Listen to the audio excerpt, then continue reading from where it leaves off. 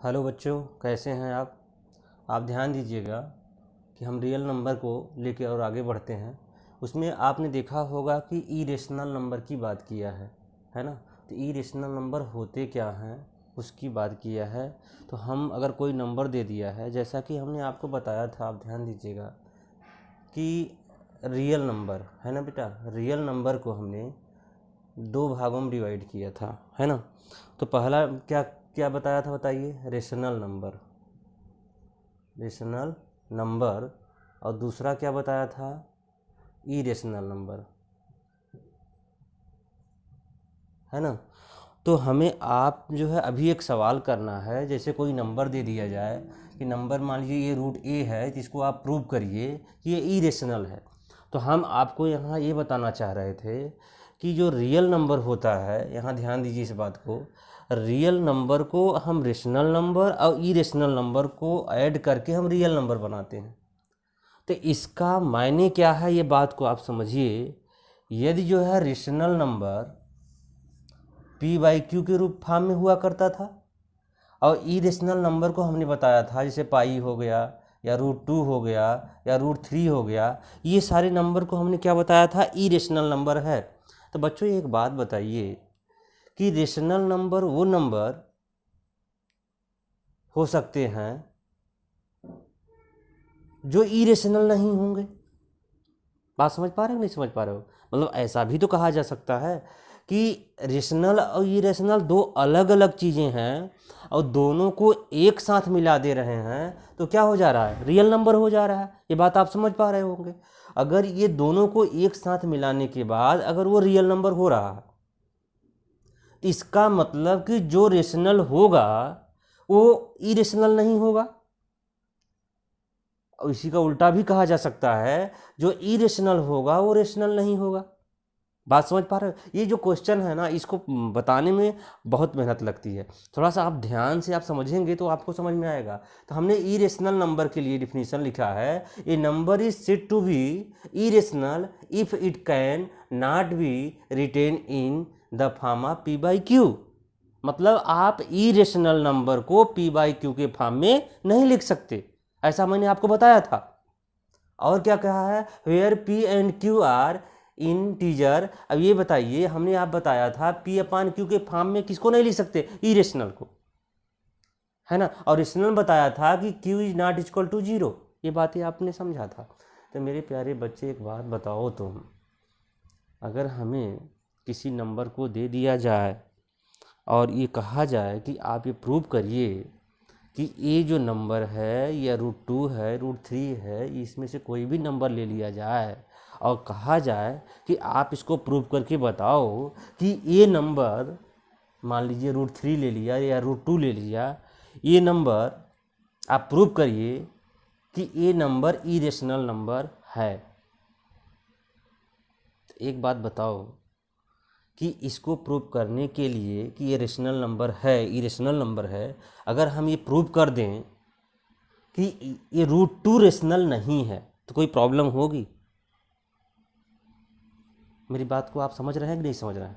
मतलब वो क्वेश्चन में ये, क्योंकि इस बात को थोड़ा सा दिमाग लगाओ, बहुत बारीकी से आराम से समझने की कोशिश करो, मुझे गारंटी है आपको समझ में आएगी। पहले इस बात को फिर से समझो कि अगर कोई क्वेश्चन आपसे कहे कि हम कोई नंबर दे दे कि आप प्रूव करिए कि √3 इरेशनल है, आप ही प्रूव करिए, सवाल कहेगा, वो क्वेश्चन है ऐसा, तो आप इरेशनल प्रूव करने के लिए हम ये प्रूव ना करेंगे कि √3 इरेशनल है, बल्कि हम ये प्रूव कर देंगे कि √3 रेशनल नहीं है।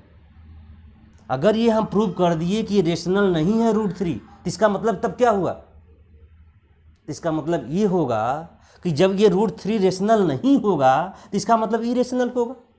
मैंने आपको यही बताया था, अभी मैंने यही समझाने की कोशिश किया कि जो रेशनल होगा वो इरेशनल नहीं होगा, और जो इरेशनल होगा वो रेशनल नहीं होगा। यही दोनों बातें आप समझिए, और दोनों को मिलाने के बाद हम उसको रियल नंबर कहते हैं। रियल नंबर में सारे नंबर आ जाते हैं, ये जैसा कि हमने आपको बताया था। तो यही दोनों चीज़ें आपको हमें समझाना था, और मैं जो है एक थ्योरम के माध्यम से इसको समझाने की कोशिश करूँगा कि आपका जो है एनसीईआरटी में एक थ्योरम दिया है, उस थ्योरम को आप थोड़ा सा समझने की कोशिश करिए। वो थ्योरम कहता क्या है? थ्योरम ये कहता है, थ्योरम दिया है, उस थ्योरम को आप ध्यान दीजिएगा। वो थ्योरम क्या कहता है? थ्योरम कह रहा है कि लेट पी बी ए प्राइम नंबर। कोई जो है एक नंबर मान लिया कि पी एक प्राइम नंबर है। अगर p प्राइम नंबर है तो इसमें कहना क्या चाह रहा है? वो कहना चाह रहा है कि if p divide A square, जो p है, जो प्राइम नंबर p है, वो ए स्क्वायर को यदि डिवाइड कर रहा है तो वही p a को भी डिवाइड करेगा, ऐसा थ्योरम में कह रहा है। देखिए p भी जो है वही जो है a को भी डिवाइड करेगा। जैसे आप समझने की कोशिश करिए, ये अगर आप समझ गए, थोड़ा सा इस क्वेश्चन को बहुत ध्यान से समझने की कोशिश करिए। अगर ये क्वेश्चन आपको समझ में आ जा रहा है तो जान लीजिए बहुत सारे क्वेश्चन कर लोगे, क्योंकि जल्दी समझ नहीं आता, क्योंकि ये तो थोड़ा सा अजीब टाइप का क्वेश्चन है। इसको बहुत शांत दिमाग से थोड़ा सा आप कोशिश करोगे, पक्का ही समझ में आएगा। ये कहना क्या चाह रहा है मेरे प्यारे बच्चे? यदि एम स्क्वायर को टू डिवाइड कर रहा है, समझ रहे हो ना? तो टू जहाँ क्या है, ये प्राइम है। प्राइम मतलब समझ रहे हो ना, इसका कोई और कोएफिशिएंट नहीं हो सकता।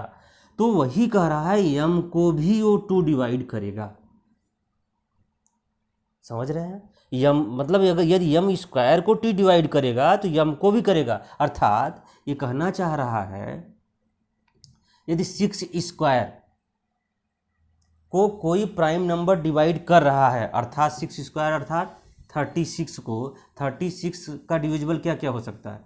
36 का डिविजिबल 1 भी हो सकता है, 2 भी हो सकता है, 3 भी हो सकता है, 4 भी हो सकता है, 5 तो नहीं होगा, 6 हो जाएगा, 7 होगा, तो इस 7 नहीं होगा ना, 8 भी हो जाएगा, 9 भी हो जाएगा, 10 भी हो जाएगा, ऐसा ही जाएगा। मतलब 36 को ये सारे नंबर डिवाइड कर सकते हैं, है ना? लेकिन वो क्या कह रहा है, क्वेश्चन में क्या कहा है बच्चों, समझो कि इसको जो डिवाइड करेगा वो प्राइम नंबर होना चाहिए। डिवाइड तो सब करेंगे, लेकिन क्या सब प्राइम है? क्या मैं उसी का सिलेक्शन करूंगा इसमें से जो प्राइम हो। क्वेश्चन कहना चाह रहा है। तो प्राइम बताइए कौन कौन है? प्राइम नंबर 2 है, प्राइम नंबर 3 है, और कोई है क्या प्राइम नंबर? मेरे प्यारे बच्चे, इस बात को आप कोशिश करिए कि 2 ही नंबर प्राइम है, ये तो ये सब प्राइम तो है नहीं। तो कह क्या रहा है कि यदि ये 2 इसको डिवाइड कर रहा है तो मेरे बच्चे 6 को भी 2 डिवाइड करेगा। समझ रहे हो ना? या 6 स्क्वायर को अगर 2 डिवाइड कर रहा है तो 6 को भी 2 डिवाइड करेगा, ऐसा क्वेश्चन में कह रहा है इस थ्योरम में। समझ रहे हो ना? ये 2 के साथ नहीं होगा, प्राइम के साथ। मतलब अगर 6 स्क्वायर को 3 डिवाइड कर रहा है अर्थात 6 को भी 3 डिवाइड करेगा। मैं उम्मीद करता हूँ कि जो मैं बताने की कोशिश कर रहा हूँ आपको समझ में आ रही होगी मेरी बात। अगर ऐसी मेरी बात अगर आपको समझ में नहीं आ रही है तो एक बार, कोई और तो माध्यम नहीं है मेरे प्यारे बच्चे, आप कमेंट कर सकते हो। कमेंट बॉक्स में जाके आप कमेंट करिए कि सर ये जो आप बता रहे हैं यहाँ थोड़ा सा प्रॉब्लम है, तो मैं और आगे कोशिश करूँगा। कुछ भी अगर कहीं आपको कोई प्रॉब्लम होगा, इस चैनल को बेटा आप सब्सक्राइब कर लो। सब्सक्राइब करने से एक फ़ायदा होगा।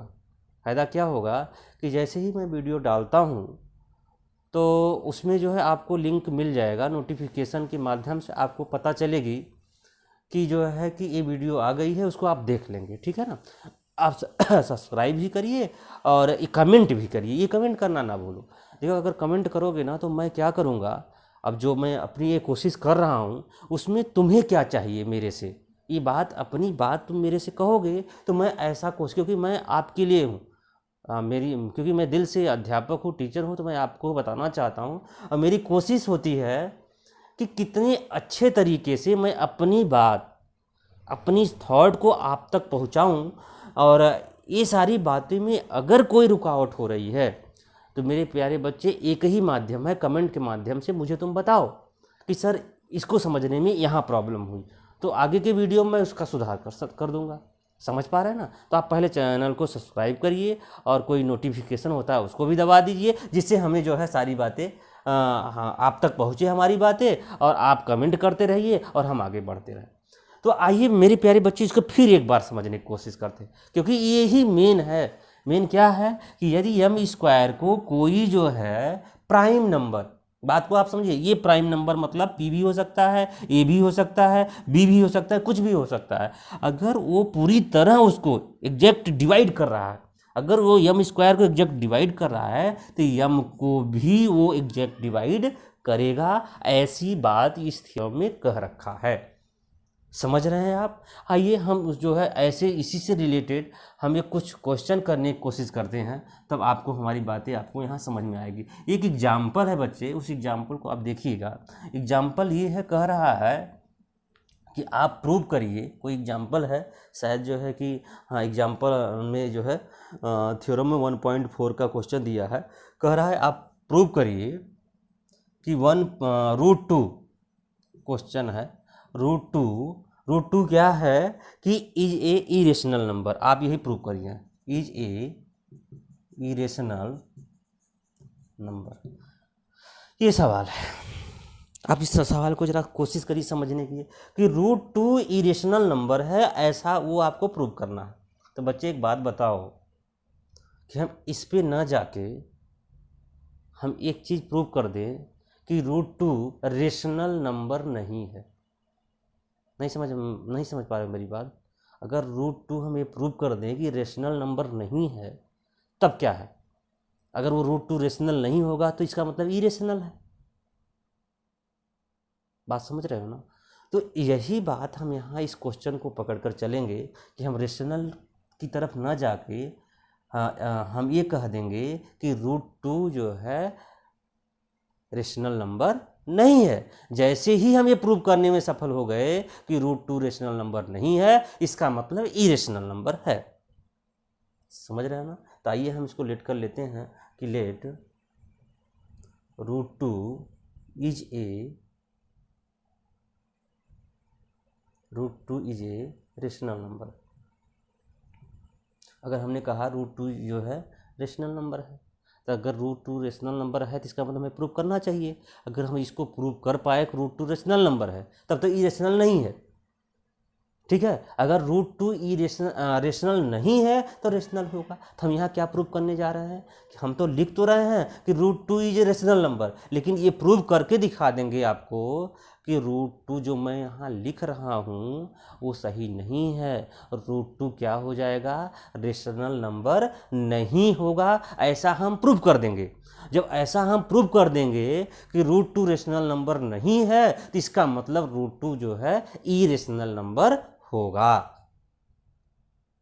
बच्चे समझ गए मेरी बात, मैं क्या कहना चाहता हूँ? अगर ये नहीं समझ पा रहे हो फिर से आप कोशिश करेंगे, समझ में आ जाएगा।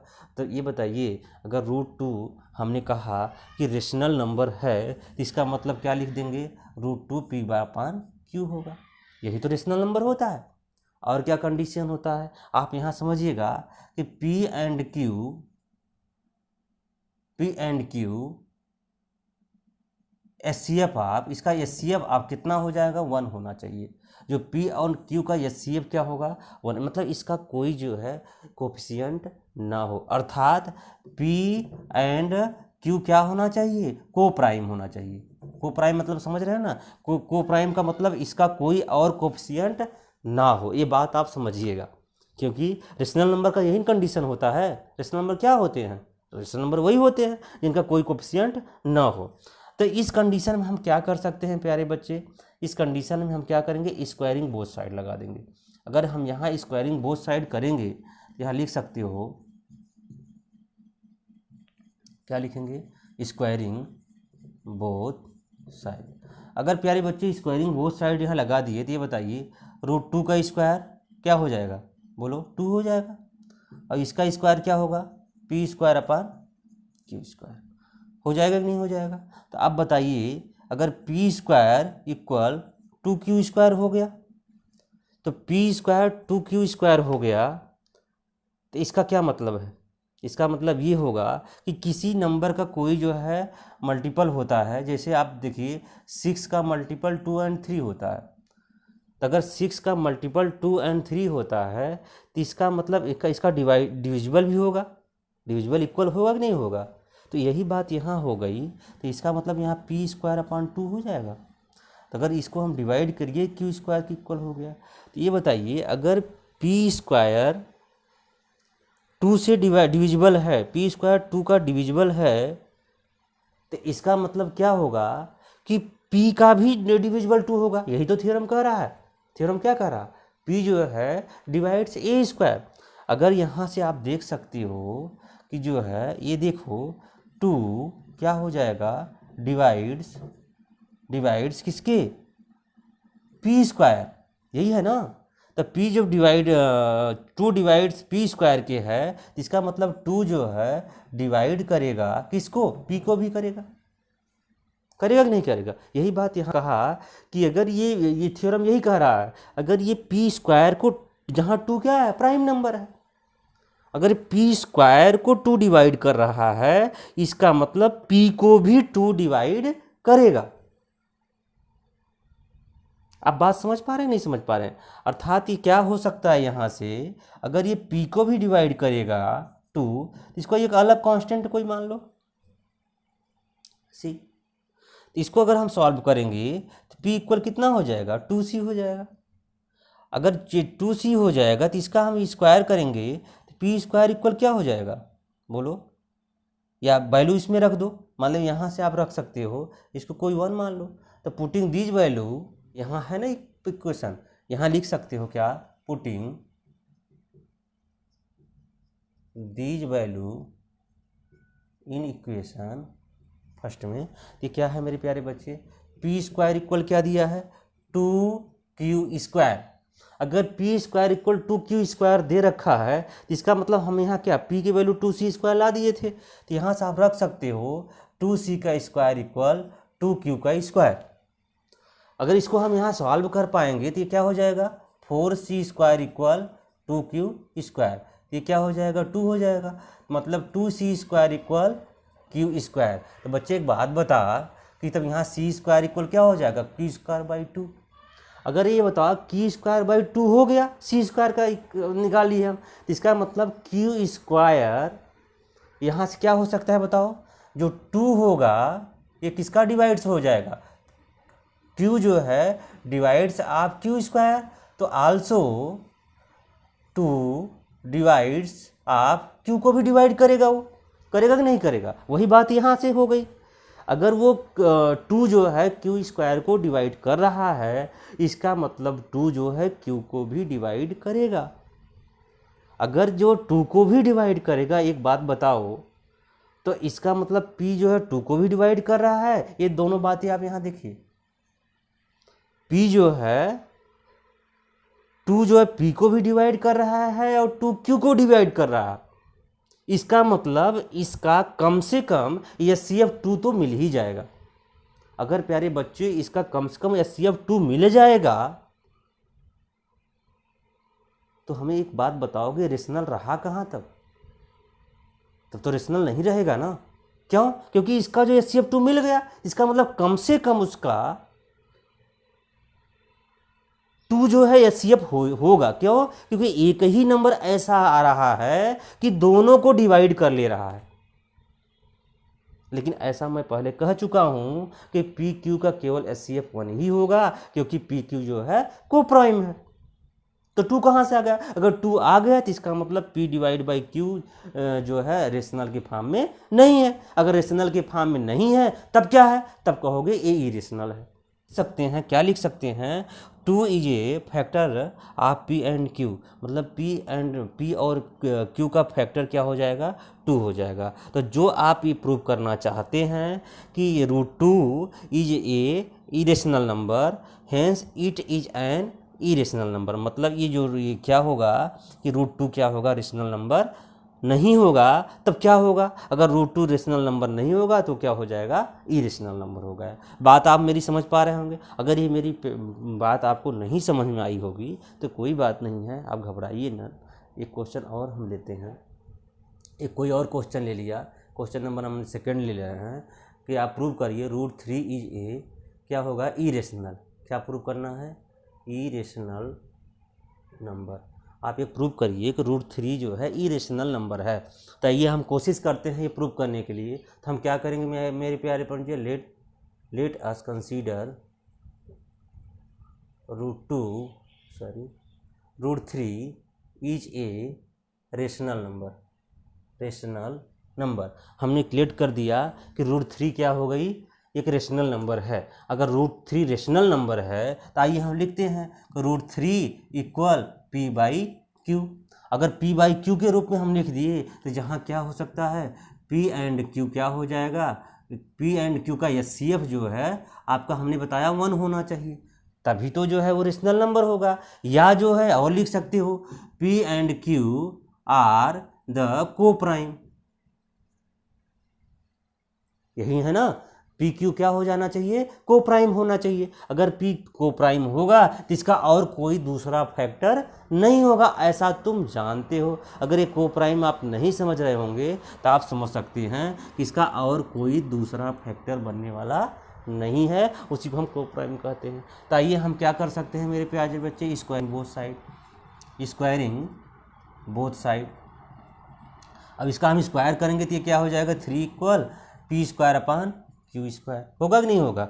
अब यहाँ मल्टीपल कर देंगे इसके, P² हो जाएगा 3Q², होगा ना। तो इसका मतलब क्या होगा, P² 3 से डिवाइड होगा, P² 3 से डिवाइड होगा, अर्थात क्या लिख सकते हो, P² ना डिविजिबल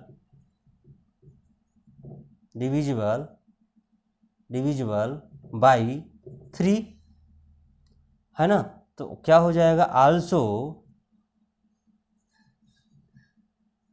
डिविजिबल बाई जो है क्या होगा, P जो है आल्सो डिविजिबल बाई 3। मतलब यदि P² जो है तो 3 को डिवाइड कर ले रहा है, इसका मतलब P को भी डिवाइड करेगा। ये बात आप जानते हो। अगर P को डिवाइड यहाँ करेगा तो अर्थात यहाँ लिख सकते हो P/3, P/3 = कोई एक और कांस्टेंट मान सकते हो, C मानो, K मानो, जो भी मानना है आप मान सकते हो। अगर ऐसा वो कर पा रहा है तो यहाँ बताइए P = कितना हो जाएगा, 3C हो जाएगा ना। तो इसका हम क्या कर सकते हैं, ये वैल्यू आप उठा के कहाँ रख सकते हो, यहाँ। तो आप लिखोगे putting these value in equation first. अगर इसमें पुट करोगे वैल्यू तो आप बताइए यहाँ क्या हो जाएगा, 3C² हो गया, इक्वल क्या हो जाएगा यहाँ 3Q², हुआ कि नहीं हुआ। अगर हम इसका स्क्वायर लगाएंगे तो 3 3 जा 9C² = 3Q², हो गया ना। अगर इसको हम यहाँ लिखने चाहेंगे तो ये 3 3 जा 9, अर्थात यहाँ लिख सकते हो 3C² = Q²। मेरे प्यारे बच्चे एक बात बताओ, 3C² Q², तो यहाँ C² = क्या हो जाएगा, Q²/3। इसका मतलब क्या हो गया, जो Q² है तो यहाँ क्या हो सकता है, Q² is a divisible by 3। तो यहाँ also Q is divisible by 3। मतलब अगर ये Q² को ये डिविजिबल है इसका 3 तो Q का भी होगा। तो अर्थात ये मतलब आप समझ रहे हैं, ये और ये दोनों चीज़ें आप समझ पा रहे हैं ना, कि मतलब P का भी डिविजिबल 3 है और Q का भी डिविजिबल 3 है, दोनों का डिविजिबल 3 है। अगर दोनों का डिविजिबल 3 है तो इसका मतलब ये दोनों को प्राइम नहीं हो सकते। अगर को प्राइम नहीं होंगे इसका HCF 1 नहीं आएगा, HCF कम से कम तो 3 आएगा ही आएगा। क्यों, क्योंकि 3 दोनों में है, P में भी है और Q में भी है। अगर 3 आएगा तो एक बात मेरी बताओगे, तब रेशनल कहाँ रह जाएगा। अगर रेशनल नहीं रह गया √3 तो क्या होगा वो, अगर रेशनल नहीं है तो क्या हो जाएगा, इरेशनल हो जाएगा। मेरी बात समझ पा रहे हैं। बात आप यहाँ लिख दीजिए, 3 is A factor of A P and Q, this जो है contradict the fact that √3 is ए क्या है, rational number, hence it is an irrational number. इसीलिए जो है आपका एक क्वेश्चन सॉल्व हो जाता है। बात समझ पा रहे हो। आप थोड़ा थोड़ा कोशिश करेंगे, पक्का आपको समझ में आ जाएगी।